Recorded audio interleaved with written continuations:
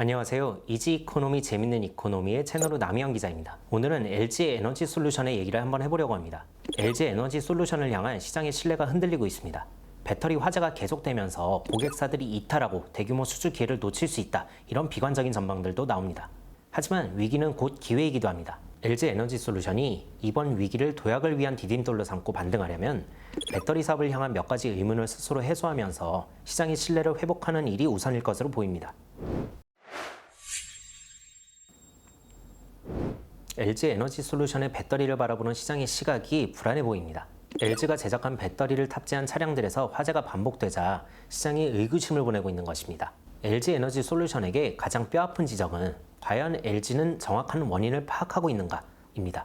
이런 지적은 사실 LG 에너지 솔루션이 스스로 키운 측면이 큽니다.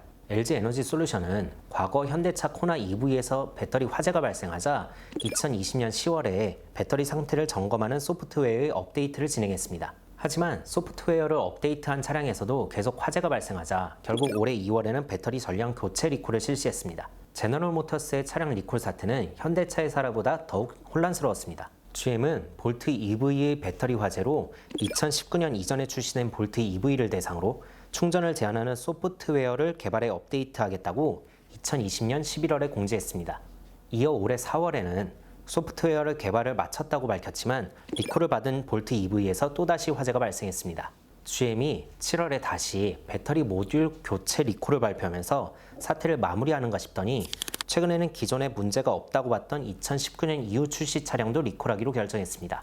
GM이 낸 보도자료를 보면 LG 에너지 솔루션조차 문제가 무엇인지 정확히 파악하지 못하고 있는 것으로 보입니다.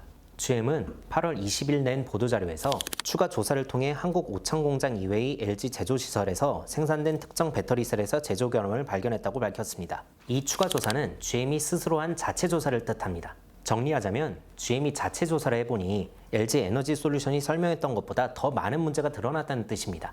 리콜 과정을 살펴보면 처음에는 소프트웨어 문제라고 했다가 나중에는 2019년 이전 생산 모델만 문제라고 했다가 나중에는 더 많은 배터리에 문제가 있다는 식으로 계속 사태가 확대됐습니다.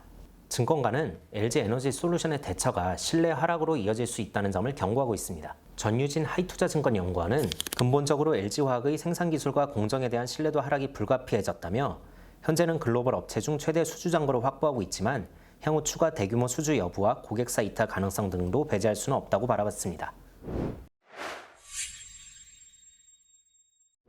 물론 전기차 배터리 산업이 이제 막 성장하고 있다는 점을 감안할 때 LG 에너지 솔루션이 정확한 원인을 찾지 못할 수도 있습니다. 화재 발생의 근본적인 원인이 완성차 기업에게 있는지 아니면 배터리 제조사에게 있는지 아직 결론나지도 않았습니다. LG 에너지 솔루션은 현대차나 GM과 같은 완성차 기업들과 배터리 화재 관련 충당금을 일정한 비율로 나눠서 내고 있습니다. 하지만 LG 배터리를 탑재한 차량에서만 유독 많은 화재가 발생하고 LG의 대응 방식도 시장의 의구심을 계속 키우는 방식이라는 점은 분명한 문제가 있어 보입니다. LG 에너지 솔루션 관계자는 회사의 대응이 상황에 따라 바뀌는 것 아니냐 이런 지적에 결과적으로 그렇게 보일 수도 있다며 하지만 애초 의도는 화재 사고에 빠르고 선제적으로 대처하기 위해 문제가 될 수 있다고 파악된 부분에 적극적으로 대처한 것이라고 말했습니다. 이 관계자는 화재 사고의 특성상 배터리가 모두 타버리기 때문에 문제의 원인을 정확하게 파악하는 데 시간이 걸릴 수밖에 없다며 완성차 제조기업들과 각국 관련 기관의 조사도 거쳐야 하는데 현재는 사고 수습을 놓고 고객사들과 조율하는 단계라고 덧붙였습니다. LG 에너지 솔루션에게 닥친 이번 위기가 언젠가는 겪어야 할 성장통이 아니냐 이런 시각들도 증권가에 있습니다. 박연주 미래에셋증권연구원은 이 이슈가 LG화학의 기술력 부족 때문이라기보다는 배터리 양산 기술 자체의 난이도가 높기 때문이라고 판단한다고 말했습니다. LG 에너지 솔루션은 글로벌 배터리 업계에서 중국의 CATL과 함께 글로벌 점유율 1, 2위를 다투는 기업입니다. 국내 배터리 3사로 보이는 SK 이노베이션, 삼성 SDI가 비교해도 여태까지 수주한 물량과 양산 능력에서 월등히 앞서 있습니다. 글로벌 선두 기업이다 보니 완성차 기업에게 납품한 물량도 많을 수밖에 없는데 이런 이유에서 그동안 예상하지 못했던 불미스러운 사고가 발생할 수 있습니다. 하지만 이를 LG의 기술력이 부족하다 이런 시각으로 연관짓기 힘들다는 것이 박연주 연구원의 시각입니다. 오히려 다른 배터리 기업들이 겪을 수 있는 문제를 LG 에너지 솔루션이 미리 겪을 수 있다. 이런 관점에서 보면 LG 에너지 솔루션의 위기가 성장통일 수도 있다는 의견에 힘이 실립니다. LG 에너지솔루션이 이번 위기를 넘으면 글로벌 선두 기업으로서의 위상을 단단히 할 수 있다는 의견도 나옵니다. 전유진 하이투자증권 연구원은 이제 막 개화된 시장에서 톱티어조차 피할 수 없는 과정이라는 점을 다른 관점에서 바라보면 후발업체들의 자리 잡기가 얼마나 어려운지를 증명하는 셈이라며, 분명한 점은 전기차 시장의 방향성에는 변함이 없고 모두가 처음 걸어가보는 이 길에서 산전수전을 겪으며 살아남는 업체 중심으로 승자 독식의 기회가 주어질 텐데, LG화학은 그 가능성이 높은 소수 업체 중 하나라고 봤습니다. LG 에너지솔루션이 배터리 업계와 완성차 업계의 관심이 집중된 배터리 화재 원인을 놓고 정확하게 규명하고 안전한 배터리를 만들 수 있다는 점을 자신한다면 결국에는 글로벌 배터리 시장에서 선도 기업의 입지를 단단하게 다질 수 있다는 의미입니다. LG 에너지솔루션 관계자는 신뢰 회복 계획과 관련해 문제 해결을 위한 구체적 조치들은 내부 사항이라 모두 알리기 힘들지만 파악한 문제를 놓고는 공정의 개선 사항을 즉시 반영하는 방식으로 대처하고 있다고 말했습니다. 현대자동차그룹과 GM의 사례는 시장의 신뢰가 무너지는데 어떻게 대처하는 것이 효과적인지를 보여줍니다. 현대차그룹은 오랜 기간 품질 문제로 골머리를 앓았습니다. 대표적인 것이 바로 세타2 엔진 문제인데, 현대차와 기아는 이른바 3분기의 저주를 계속 겪으며 실적에 타격을 받았습니다. 현대차와 기아가 세타2 엔진 관련 품질 충당금으로 쌓았던 비용은 2018년 3분기 4,600억 원, 2019년 3분기 9,200억 원, 2020년 3분기 3조 3,600억 원 등 모두 5조 원에 육박합니다. 정의선 회장은 총수 취임 직후인 2020년 3분기에 대규모 품질 관련 충당금을 발생하면서 품질 문제를 다루는 유관부서를 통폐합하는 방식으로 조직 개편을 추진했습니다.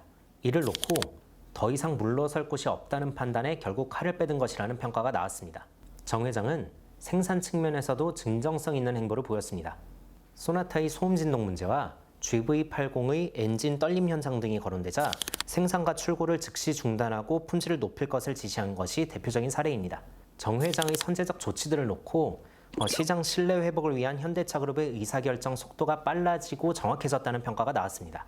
물론 여전히 현대차 기아의 품질 문제를 지적하는 목소리도 많습니다. 하지만 품질 문제를 쉬쉬하던 관행을 벗어나서 고객과 직접 스스럼없이 소통하면서 품질 경영을 그룹의 제일 목표로 삼고 있다는 점은 과거와 분명 달라진 모습이기도 합니다. GM도 과거의 품질 문제로 신뢰에 큰 타격을 받았지만 메리바라 회장의 결단으로 신뢰를 회복하는 데 성공한 대표적인 기업입니다.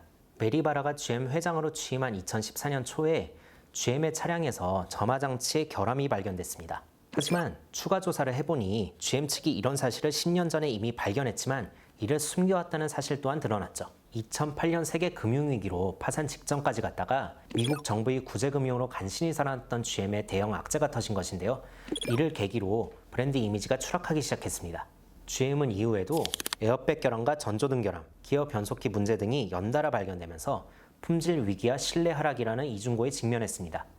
메리바라 회장은 시장의 신뢰를 회복하기 위해서 취임 이후 5달 동안 모두 48차례의 리콜을 단행해 2천만 대의 차량을 리콜했습니다. GM이 2014년 한 해에만 리콜을 결정한 차량은 모두 84차례에 걸친 3천만 대가량입니다. 메리바라 회장은 조직 내부의 잘못된 관행을 수면 위로 떠오르게 하고 이를 바로잡는 데도 집중을 기울였습니다. 메리바라 회장은 리만 브라더스 파산 사태를 조사했던 안톤 발루카스 변호사를 고용해 내부 관계자 200여 명을 인터뷰해 보고서를 만들도록 지시했습니다. 이 보고서는 페이지만 수백만 쪽인데 GM 위기의 배경으로 GM 노드, GM 살루트로 불리는 무책임한 조직 문화를 지적했습니다.